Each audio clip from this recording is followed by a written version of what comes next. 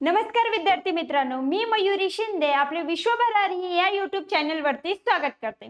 आता भाषा विषयाचा 13 तारखेला कशा प्रकारे पेपर येणार आहे हे आपण आज इथे बघणार आहोत। येत्या 13 डिसेंबर 2025 रोजी 2026-27 नवोदय प्रवेश परीक्षा या विषयीचा पेपर आपल्या इथे होणार आहे। तर 13 डिसेंबर रोजी कशा प्रकारे तुम्हाला भाषा या विषयाचे प्रश्न येतील, उतारा कशा पद्धतीने सोडवायचा हे आपल्याला बघायचं आहे। हा व्हिडिओ फक्त आणि फक्त तुमच्या प्रॅक्टिस साठी दिलेला आहे। तर चला मग दरवेळेस आपण ज्या पद्धतीने सांगतो त्याच पद्धतीने आपल्याला रूल्स आपले फॉलो करायचे आहे। तर बघा, पहिले अगोदर जी सूचना आपल्याला वरती दिलेली असते ती सूचना काळजीपूर्वक वाचायची आहे। मग आता इथे पहिल्या प्रश्नावरती सूचना काय दिलेली आहे, या खंडात 4 उत्तरे आहेत। प्रत्येक उत्तरानंतर 5 प्रश्न आहेत। प्रत्येक उत्तरा काळजीपूर्वक वाचा आणि त्यानंतरच्या प्रश्नाची उत्तरे लिहा। प्रत्येक प्रश्नाकरिता ए, बी, सी आणि डी असे 4 उत्तरे म्हणजे असे 4 पर्याय दिलेले आहेत। यापैकी केवळ एकच उत्तर बरोबर आहे। बरोबर उत्तर शोधा व OMR मार्कशीट वर प्रश्न क्रमांकाशी संबंधित असलेले उत्तर काळे करा। इथे काय आहे, काळा बॉल पेन नेणे तुम्हाला गरजेचं आहे, कारण की ए, बी, सी आणि डी या पर्याय क्रमांकाचं जर उत्तर डी असेल तर या पर्याय क्रमांकाला काय करायचं आहे, काळ्या पेननी गोल करायचं आहे। म्हणून काळा पेन नेणं तुम्हाला गरजेचं आहे। बघा आता उत्तरे कशा प्रकार उतारे कशा प्रकारचे तुम्हाला पेपरला येतात हे आपण इथे बघूया। तर बघा, उतारा क्रमांक 1 असं इथे उतारा क्रमांक 1, 2, 3, 4, 5, 4 अशा प्रकारचे तुम्हाला उतारे दिलेले असतात। मग बघा, या भाषा या विषयाचे किती प्रश्न तुम्हाला पेपरला येतात, 20 प्रश्न। टोटल किती, टोटल 20 प्रश्न भाषा विषयाचे तुम्हाला इथे सोडवण्यासाठी येत असतात। मग 20 प्रश्न किती गुणासाठी, 25 गुणासाठी इथे तुम्हाला दिलेले आहे। 4 उत्तरावरती 5-5 प्रश्न असे या प्रकारे तुम्हाला उत्तरे दिलेले असतात। मग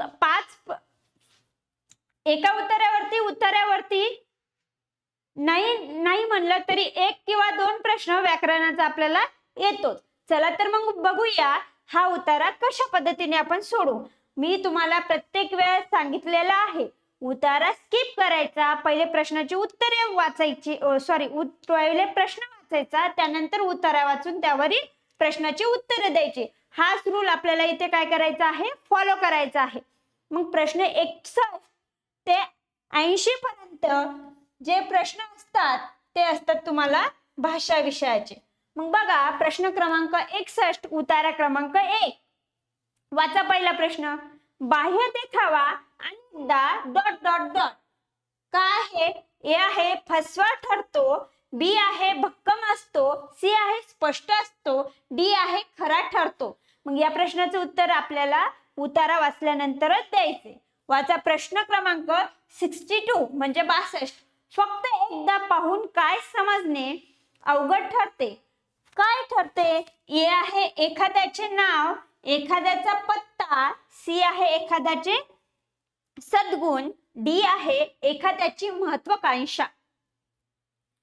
बघा, तिसरा प्रश्न असा आहे म्हणजे प्रश्न क्रमांक 63, अनेकदा आपण माणसाच्या रिकामी जागा प्रभावित होतो, कशाने प्रभावित होतो, ए आहे अंतर्गत दर्शनाने, बी आहे आकर्षक व्यक्तिमानाने, सी आहे बाह्य देखाव्याने आणि डी आहे मानसिक शक्तीने।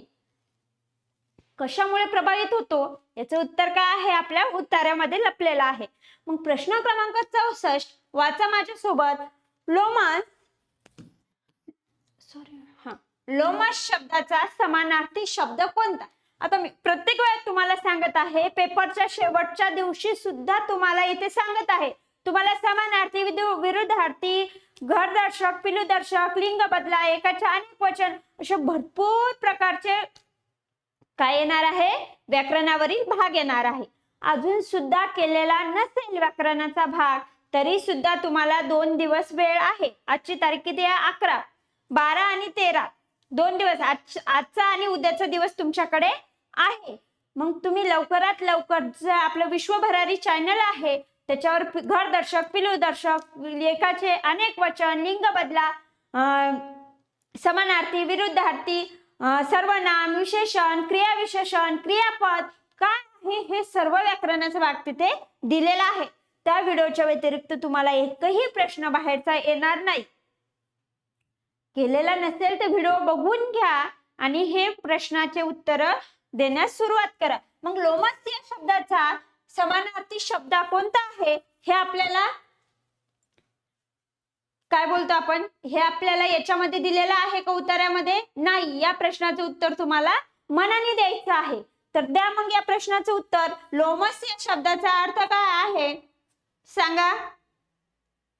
या प्रश्नाचं उत्तर तुम्हाला मला कमेंट बॉक्स मध्ये द्यायचं आहे जेणेकरून माझ्याही लक्षात येईल की काय शिकवलं आहे, आतापर्यंत तुमची कोणती प्रॅक्टिस घेतलेली आहे हे माझ्याही लक्षात येऊन जाईल. चला, लोमस या प्रश्नाचं उत्तर तुम्हाला काय करायचं आहे? कमेंट बॉक्स मध्ये मला सुचवायचं आहे. त्यानंतर आहे प्रश्न क्रमांक 65. फसवा. रिकामी जागा हे आहे काय आहे? एक क्रियाविशेषण, बी क्रियापद, सी विशेषण, चौथा आहे डी नाम. तर मग काय फसवा? हे फसवा क्रियाविशेषण आहे, नाम आहे किंवा विशेषण आहे किंवा क्रियापद आहे. काय दिलेलं आहे सांगा मग या प्रश्नाचं उत्तर काय आहे? फसवा काय असू शकतं? हे एखाद्याचं नाव असू शकतं का क्रियाविशेषण असू शकतं? नाही, हे आहे विशेषण. म्हणजे काय आहे? एखादा व्यक्ती फसवा आहे. काय सांगितलं? त्याच्याविषयी विशेष माहिती सांगितली म्हणून फसवा हे विशेषण आहे. म्हणून या प्रश्नाचं उत्तर पर्याय क्रमांक सी असेल. मग बघा, या प्रश्नाचं उत्तर द्यायला वेळ लागला का? नाही.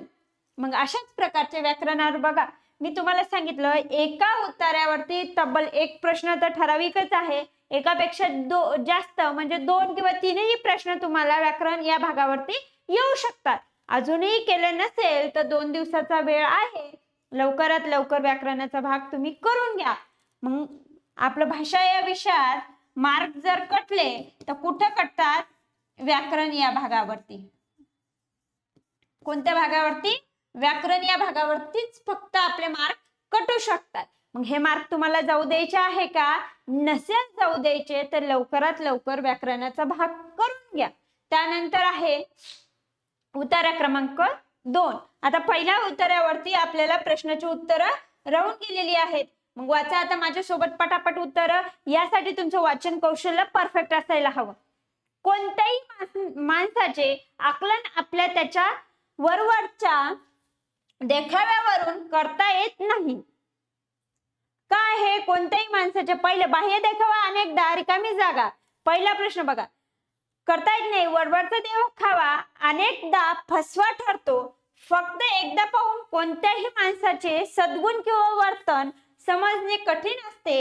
एकदा आपण माणसाच्या बाह्य देखाव्याने प्रभावित होतो, मात्र नंतर आपल्या लक्षात येते की आपल्या त्याच्याबद्दलच्या आकलन चुकीचे होते. अनेक गोष्टी वरवर पाहता लोभस वाटतात पण त्यात दिसतात तशा नसतात. त्यामुळे आपण माणसाच्या किंवा वस्तूच्या मूळ स्वभावाला समजून घेतले पाहिजे. मग काय आहे? इथे उत्तर तुम्हाला दिलेलं आहे. आता उत्तर आपला वाचन करून झाला. मग बघा, पहिल्या प्रश्नाचं उत्तर बाह्य देखावा अनेकदा फसवा ठरू शकतो. बघा, वरवरचा देखावा अनेकदा फसवा ठरतो. म्हणून या प्रश्नाचं पहिल्या प्रश्नाचं उत्तर काय आहे? बाह्य देखावा अनेकदा फसवा ठरू शकतो. म्हणून या प्रश्नाचं उत्तर येईल पर्याय क्रमांक ए. त्यानंतर प्रश्न क्रमांक 62. फक्त एकदा पाहून काय समजणे अवघड ठरते? एखाद्याचे नाव, एखाद्याचा पत्ता, एखाद्याचे सद्गुण, एखाद्याची महत्वाकांक्षा. मग आपल्याला उत्तरामध्ये काय दिलेले आहे? फक्त एकदा पाहून. फक्त एकदा पाहून कोणत्याही माणसातील सद्गुण किंवा वर्तन समजणे कठीण असते. म्हणून या प्रश्नाचं उत्तर काय आहे तुमचं? एखाद्याचे सद्गुण फक्त एकदा पाहून एखाद्याचे सद्गुण समजणे अवघड असते. म्हणून या प्रश्नाचं उत्तर काय आहे? पर्याय क्रमांक सी आहे की नाही सोपं? त्यानंतर प्रश्न क्रमांक 3 म्हणजे 63. अनेकदा आपण माणसाच्या रिकामी जागा प्रभावित होतो. अंतरंग दर्शनाने, आकर्षक व्यक्तिमत्वाने, बाह्य देखाव्याने, मानसिक शक्तीने. मग उत्तरामध्ये काय दिलेलं आहे? अनेकदा. अनेकदा आपण माणसाच्या बाह्य देखाव्याने. बघा काय झालेलं आहे, अगोदर प्रश्न वाचले तर त्याची उत्तरं पटापट आपल्याला लक्षात आलेली आहेत. त्यामुळे काय करायचं आहे, पहिले प्रश्न वाचायचे, नंतर उत्तरा वाचायचा, त्यानंतर योग्य ते प्रश्नाचं उत्तर आपल्याला इथे द्यायचं आहे. मग अनेकदा आपण माणसाच्या बाह्य देखाव्याने प्रभावित होतो. म्हणून या प्रश्नाचं उत्तर येईल पर्याय क्रमांक सी. झालं. आता लोमस या शब्दाचा समानार्थी नसलेला शब्द. समानार्थी नसलेला म्हणजे इथे विचारलेला आहे विरुद्धार्थी शब्द. बघा लोमस म्हणजे काय होतं? सुंदर, आकर्षक, देखणा किंवा आपला प्रिय व्यक्ती. हे जे काय झाले समानार्थी शब्द झाले. मग याचा समानार्थी नसलेला म्हणजे विरुद्धार्थी शब्द आपल्याला इथे विचारलेला आहे. म्हणून कुरूप हे या प्रश्नाचं उत्तर होईल. लोमस विरुद्ध कुरूप, म्हणून डी हे या प्रश्नाचं काय असेल? उत्तर असेल. झाले. त्यानंतर नेक्स्ट 65 आपण सोडून घेतला. फसवा रिकामी जागा हे आहे. काय आहे? तर फसवा एखाद्या व्यक्तीविषयी सांगितलेलं विशेषण म्हणजे हा व्यक्ती असा फसवा आहे. हे या फसवा या शब्दाविषयी काय दाखवतो? विशेषण दाखवतो. म्हणून पर्याय क्रमांक सी हे या प्रश्नाचं काय आहे? उत्तर आहे. बघा सोडवले आपण. या प्रश्नाचे उत्तर आपण सोडवलेले आहे. चला नेक्स्ट प्रश्न आहे उतारा. उतारा क्रमांक 2. आता याला किती वेळ लागला पाहिजे? आपला जास्तीत जास्त 5 मिनिटांमध्ये तुमचा उतारा सोडून व्हायला हवा. आता मी इथे तुम्हाला समजून सांगते त्यामुळे मला उशीर लागतो, पण हा उतारा आपण फक्त 5 मिनिटात सोडवणार आहे. इथे काही समजून घेणार नाही, समजून सांगणारही नाही. चला उतारा स्किप करा. वाचा प्रश्न. प्रश्न क्रमांक 66. कोणत्या प्रकारची कामे करीत राहिल्याने आपणास कंटाळा येतो? ए आहे वेगवेगळ्या, बी आहे विलंब, सी ती, डी आहे विविध. मग याच्या प्रश्नाचं उत्तर उतारा वाचून द्यायचं आहे. 67 नंबरचा प्रश्न. मनोज केल्यानंतर 1 मिनिट हा, प्रश्न टाईप करताना चुकीचं झालेलं आहे. हा मनोरंजन. इथे काय आहे?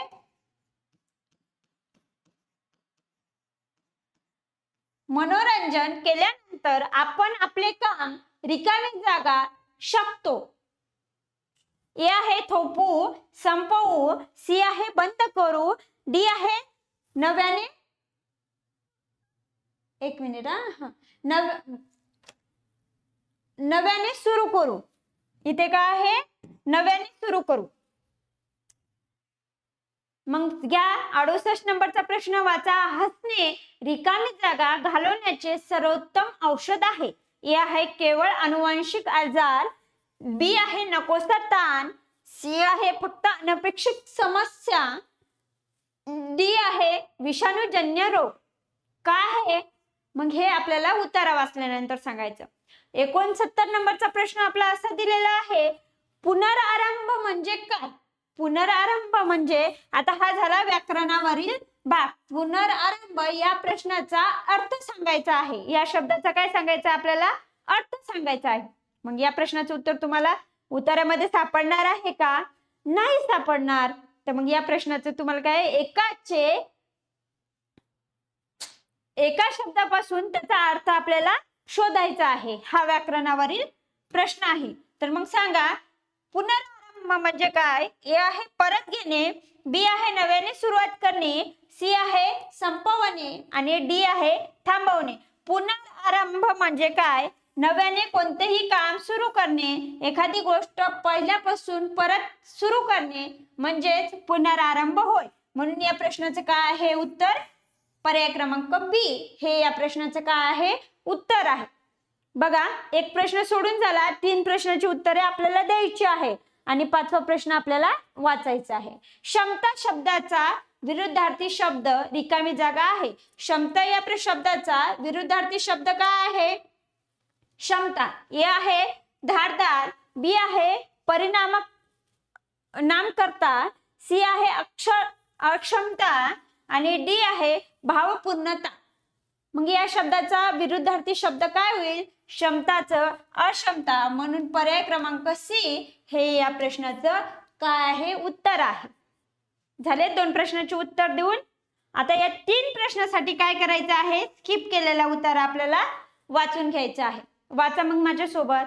एकाच प्रकारचे काम करीत राहिल्याने आपण कधी कधी कंटाळा येतो, त्यामुळे आपल्या कार्यक्षमतेची घट होते. एकच प्रकारच्या पहिल्या प्रश्नाचं उत्तर झालं. आपल्या कार्यक्षमतेची घट होते, त्यामुळे आपण मनोरंजनातून स्वतःला ताजेतवाने ठेवले पाहिजेत. काय केलं पाहिजे? मनोरंजनातून आपल्याला ताजेतवाने ठेवले पाहिजे. असे केल्याने आपण आपल्या कामाचा त्याच क्षमतेने व उत्साहाने पुनरारंभ करू शकतो. ताण आणि काळजी, चिंता आपल्या आरोग्याचे शत्रू आहे. हसणे हे नकोसा ताण किंवा चिंता घालवण्याचे सर्वोत्तम औषध आहे. सापडले 3 प्रश्नाचे उत्तर. ताण घालवण्यासाठी आपण आपल्या बागेत, संग्रहालयात किंवा अभयारण्यात जाऊ शकतो. शारीरिक व्यायाम करणे तितकेच महत्वाचे आहे जितके खेळ खेळणे. बघा, 3 प्रश्नाचे उत्तर आपल्याला लक्षात आलेले आहे. इथे आपण काय केलेलं आहे? अगोदर प्रश्न वाचले. व्याकरणाचे प्रश्न आपल्याला उत्तरात दिलेले नसतात, उत्तर आपल्याला दिलेले नसतात, त्यामुळे आपण काय करतो? ते तेव्हाच तिथल्या तिथे सोडून घ्यायचे आहे. नंतर जे 3 प्रश्न उरतील त्याचे उत्तर वाचून उत्तर द्यायचे आहे. यामुळे तुमचा फायदा असा होतो, अगोदर प्रश्न काय विचारला, कोणत्या लाईन मध्ये त्याचं उत्तर आहे हे आपल्याला कळतो, आपला वेळ वाचतो.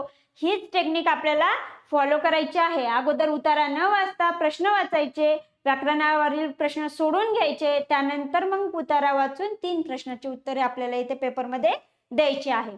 तर घ्या मग पहिल्या प्रश्नाचं उत्तर. कोणत्या प्रकारचे काम करीत राहिल्याने आपणास कंटाळा येतो? कोणत्या प्रकारचे? एकच प्रकारचे. एकच प्रकारचे म्हणजे काय?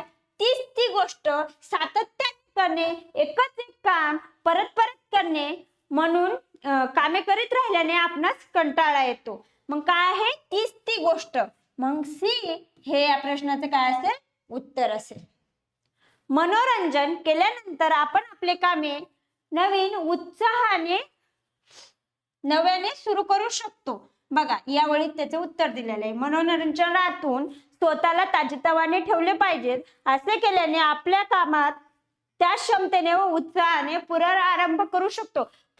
पुनरारंभ या शब्दाचा अर्थ काय होतो? नव्याने सुरुवात करणे हे याचा अर्थ होतो. म्हणून नव्याने सुरुवात करणे हे या प्रश्नाचं उत्तर आहे. मग या प्रश्नाचं उत्तर पर्याय क्रमांक डी असेल. कळालं? त्यानंतरचा पुढचा प्रश्न आहे, हसणे रिकामी जागा घालवण्याचं सर्वोत्तम औषध आहे. हसणे, बघा उत्तरामध्ये आपण अंडरलाईन केलेली आहे. हसणे नकोसा ताण किंवा चिंता घालवण्याचे सर्वोत्तम औषध आहे. मग ताण किंवा चिंता आहे का आपल्या याच्यात पर्यायामध्ये? बघा, हसणे रिकामी जागा घालवण्याचे सर्वोत्तम औषध आहे. नकोसा ताण घालवण्याचे सर्वोत्तम औषध आहे. म्हणून पर्याय क्रमांक बी हे या प्रश्नाचं काय असेल? उत्तर असेल. झाले 5 प्रश्न तुमचे सोडून. याच पद्धतीने तुम्हाला पेपरमध्ये सुद्धा प्रश्नाची उत्तरे द्यायची आहेत. चला तर मग येत्या 13 डिसेंबरच्या पेपरसाठी तुम्हाला बेस्ट ऑफ लक. तोपर्यंत धन्यवाद. Take care.